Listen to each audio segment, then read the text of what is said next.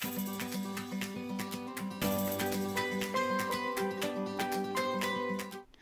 Friends, easy ആയിട്ട് ചെയ്യാൻ പറ്റാവുന്ന ഒരു ചിക്കൻ റൈസാണ് ചെയ്യുന്നത്. വളരെ കുറച്ച് ഇൻഗ്രീഡിയൻസ് മാത്രം ആവശ്യമുള്ള, വളരെ കുറച്ച് സമയം കൊണ്ട് നമുക്ക് ഈസി ആയിട്ട് വളരെ സിമ്പിളായിട്ടുള്ള സ്റ്റെപ്പുകളാണ് നമ്മുടെ ഈ കുക്കിങ്ങിന് വേണ്ടത്.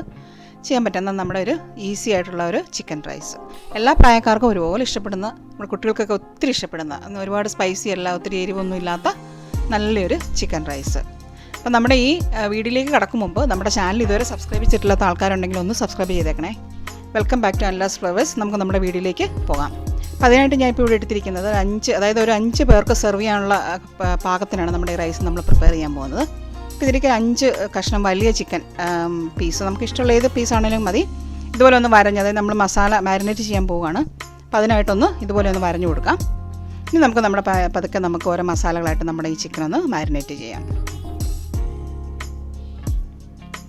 അപ്പോൾ ഇതിനായിട്ട് ഞാനിവിടെ ഒരു 2 table spoon ginger garlic paste എടുത്തിട്ടുണ്ട്. കാരണം നമ്മളിനി നമ്മുടെ റൈസ് ചെയ്യുമ്പോൾ വേറെ ജിഞ്ചർ ഗാർലിക് ഒന്നും നമ്മൾ ചേർക്കുന്നില്ല, അതുകൊണ്ടാണ് ഇത്രയും എമൗണ്ട് നമ്മളിവിടെ ആഡ് ചെയ്തിരിക്കുന്നത്. അതുപോലെ തന്നെ ഒരു 2 ടേബിൾ സ്പൂൺ നല്ല കട്ട തൈര്, ഒരുപാട് നീണ്ടിട്ടില്ലാത്ത കട്ട തൈരാണ് എടുത്തിരിക്കുന്നത്. പിന്നെ നമ്മളൊരു ചെറിയ സ്പൂൺ മഞ്ഞൾപ്പൊടി എടുത്തിട്ടുണ്ട്. അതുപോലെ തന്നെ ഒരു വലിയ ഒരു ടേബിൾ സ്പൂൺ ചില്ലി പൗഡർ എടുത്തിട്ടുണ്ട്. ഇതിന് ശേഷം നമ്മളിനി വേറെ മുളക് പൊടി ഒന്നും ചേർക്കുന്നില്ല നമ്മുടെ ഈ ഹോൾ റൈസിന്. അതുകൊണ്ട് കുറച്ച് എരിവ് വേണമെന്നുണ്ടെങ്കിൽ നമുക്ക് അവിടെ ചേർക്കാവുന്നേ ഉള്ളൂ. പിന്നെ ഒരു ചെറിയ സ്പൂൺ ഗരം മസാലയും കൂടി ഇവിടെ ഞാൻ ആഡ് ചെയ്തിട്ടുണ്ട്. പിന്നെ നമുക്ക് ആവശ്യമായിട്ടുള്ള ഉപ്പും കൂടെ ചേർത്തിട്ട് നമുക്ക് നമ്മുടെ ഈ ചിക്കനിലേക്ക് നമ്മുടെ മസാലയെല്ലാം കൂടെ നന്നായിട്ടൊന്ന് തേച്ച് പിടിപ്പിക്കാം. അപ്പോൾ നമ്മൾ ഈ ചിക്കൻ ഇതുപോലെ തന്നെ മാരിനേറ്റ് ചെയ്ത് വെക്കുന്ന അതേ സമയം തന്നെ നമുക്ക്, അല്ലെങ്കിൽ അതിന് മുമ്പായിട്ട് നമുക്ക് നമ്മുടെ റൈസ് ചെയ്യാനായിട്ട് ആവശ്യമായിട്ടുള്ള റൈസ് നമ്മൾ ആ റൈസ് എടുത്തിട്ട് സോക്ക് ചെയ്യണം. ഒരു അരമണിക്കൂറെങ്കിലും നമ്മളൊന്ന് കുതിർത്തിട്ട് അത് തോർത്തിയാണ് നമ്മൾ ഈ റൈസ് തയ്യാറാക്കാൻ എടുക്കുന്നത്. അപ്പോൾ ഞാൻ ഈ ചിക്കൻ ഇതുപോലെ മാരിനേറ്റ് ചെയ്ത് ഒന്ന് അടച്ച് ഒന്ന് മാറ്റി വെക്കുക ഒരു 15-20 മിനിറ്റ് നേരത്തേക്ക്. അത്രയും സമയം നമ്മൾ വെച്ചാൽ മതി. ഈ സമയം കൊണ്ട് നമുക്ക് നമ്മുടെ റൈസ് കുതിരാനിടാം. ഇനിയിപ്പം നമ്മുടെ കുക്കിങ്ങിലേക്ക് നമുക്ക് കിടക്കാം. ഞാനിപ്പോൾ നല്ലൊരു ചൂട് കെട്ടിയുള്ള ഒരു പാത്രം അടുപ്പത്ത് വെച്ച് കുറച്ചെണ്ണ ഒഴിച്ചാൽ മതി. കാരണം നമ്മൾ ഡീപ് ഫ്രൈ അല്ല ചെയ്യുന്നത്, ചെറിയൊരു ഷാലോ ഫ്രൈ ആണ് ചെയ്യുന്നത് ചിക്കൻ പീസസ്. അപ്പോൾ നമ്മുടെ എണ്ണയൊക്കെ നന്നായിട്ട് ചൂടായി വന്നിട്ടുണ്ട്. ഇനി ഇതിലേക്ക് നമുക്ക് ഓരോ ചിക്കൻ കഷ്ണങ്ങളും പെറുക്കി വെച്ച് ഒന്ന് ചെറുതായിട്ടൊന്ന് ഫ്രൈ ചെയ്തെടുക്കാം.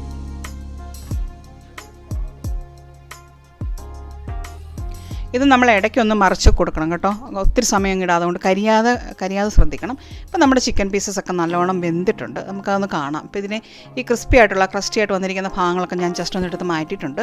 അത് നമ്മൾ വീണ്ടും നമ്മുടെ റൈസിലേക്ക് തന്നെ നമ്മൾ ആഡ് ചെയ്യും. അപ്പോൾ ഇതേ എണ്ണയിലാണ് നമ്മൾ നമ്മുടെ സവാളയൊക്കെ വഴറ്റാൻ പോകുന്നത്. അപ്പോൾ ഈ എണ്ണയിലേക്ക് ഞാനിപ്പോൾ ഒരു 2 സവാള അരിഞ്ഞാണ് ഇപ്പോൾ ഇട്ട് കൊടുത്തിരിക്കുന്നത്. നമ്മുടെ സവാള പെട്ടെന്ന് വഴന്ന് കിട്ടാൻ വേണ്ടിയിട്ട് ഞാൻ കുറച്ച് ഉപ്പും കൂടെ ചേർത്ത് കൊടുത്തിട്ടുണ്ട്. ഇനി നമുക്ക് നന്നായിട്ടൊന്ന് വഴറ്റി കൊടുക്കാം. ഇനി ഇതിലേക്ക് വേണ്ട സ്പൈസസ് ഒന്നും നമ്മൾ വേറെ ഒന്നും ആഡ് ചെയ്യുന്നില്ല, ജസ്റ്റ് ഒരു ഫ്ലേവറിന് വേണ്ടിയിട്ട് നമ്മളിപ്പോൾ ഒരു ബേ ലീഫ് ഞാനിവിടെ 2-3 കഷ്ണം ഇട്ടിട്ടുണ്ട്.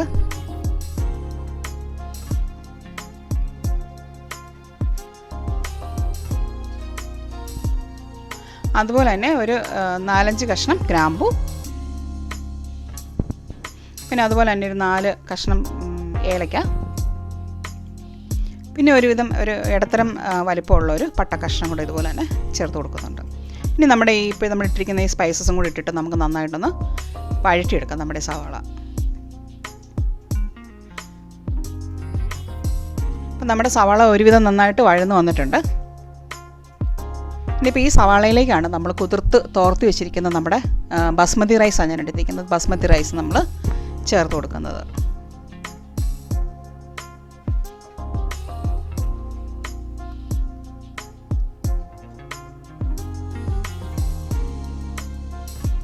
ഇനിയിപ്പോൾ നമുക്ക് നമ്മുടെ റൈസ് നമ്മുടെ വഴറ്റി വെച്ചിരിക്കുന്ന സവാള മസാലക്കൂട്ടിലേക്ക് നമുക്ക് ഇട്ട് കൊടുക്കാം.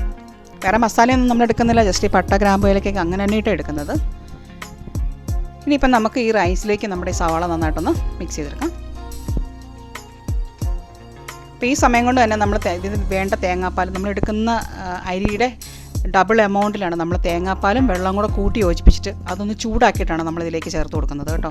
അപ്പം 2 ഗ്ലാസ് അരി എടുത്താണ് നമ്മൾ നമ്മുടെ റൈസ് ചെയ്യാനിട്ടിരിക്കുന്നതെങ്കിൽ നമുക്ക് 4 ഗ്ലാസ്, അതായത് ഒരു 1.5 ഗ്ലാസ് തേങ്ങാപ്പാലും 2.5 ഗ്ലാസ് ചൂടുവെള്ളം കൊണ്ടാണ് നമ്മൾ ചേർക്കുന്നത്, നല്ല കട്ടിപ്പാലാണെങ്കിൽ.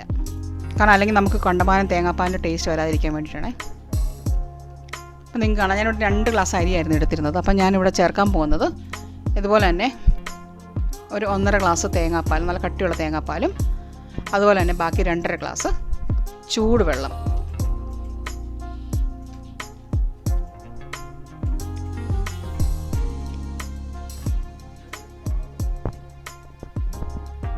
ഇനി നമുക്കിതിലേക്ക് ആവശ്യത്തിനുള്ള ഉപ്പും കൂടി ഇട്ട് കൊടുത്തിട്ട് നന്നായിട്ടൊന്ന് ഇളക്കി യോജിപ്പിച്ചിട്ട് നമുക്കൊന്ന് അടച്ച് വെച്ച് ഒന്ന് വേവിക്കാം.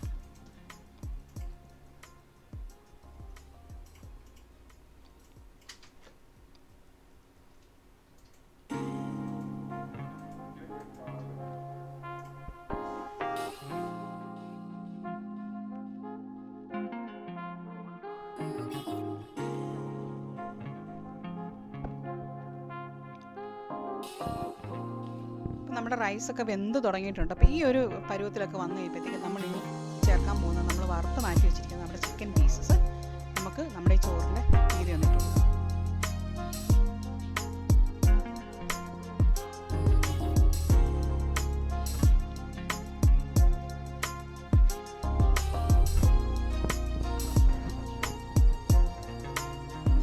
നമ്മുടെ ചിക്കൻ പീസസ് എല്ലാം നമ്മുടെ ഈ ചോറിൻ്റെ മീതെ വന്നിട്ട് കൊടുത്തിട്ടുണ്ട്.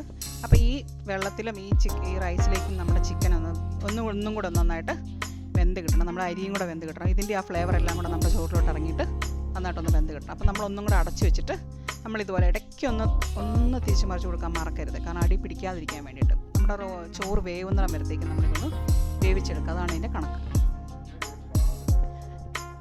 പ്രത്യേകിച്ച് നമ്മൾ വേറെ കറികളൊന്നും തന്നെ ആവശ്യമില്ല. പിന്നെ ഇതിനെ നമ്മൾ എടുക്കുന്നതിന് തൊട്ട് മുമ്പായിട്ട് ഇതുപോലെ ഒരു ചെറിയ സ്പൂൺ നെയ്യ് നമുക്കൊന്ന് തൂവി കൊടുക്കാം. അതുപോലെ തന്നെ ചെറുതായിട്ട് അരിഞ്ഞിരിക്കുന്ന മല്ലിയിലയും കൂടെ തൂവി നമ്മുടെ ഇപ്പം സിമ്മിലിടണം കേട്ടോ ഈ ഒരു പരുവാകുമ്പോഴത്തേക്കും. കാരണം ഇനി ഒരുപാട് കുക്കിങ്ങിൻ്റെ ഒന്നും ആവശ്യമില്ല. നമ്മുടെ ചോർക്ക് വെന്തിട്ടുണ്ട്. ഞാൻ അടച്ച് ഒരു 15 മിനിറ്റ് നേരത്തേക്ക് ഒന്ന് വെച്ചിരുന്നു. ഇപ്പോൾ അതൊക്കെ നമ്മുടെ അടപ്പ് നമുക്ക് ഓഫ് ചെയ്ത് കൊടുക്കാം.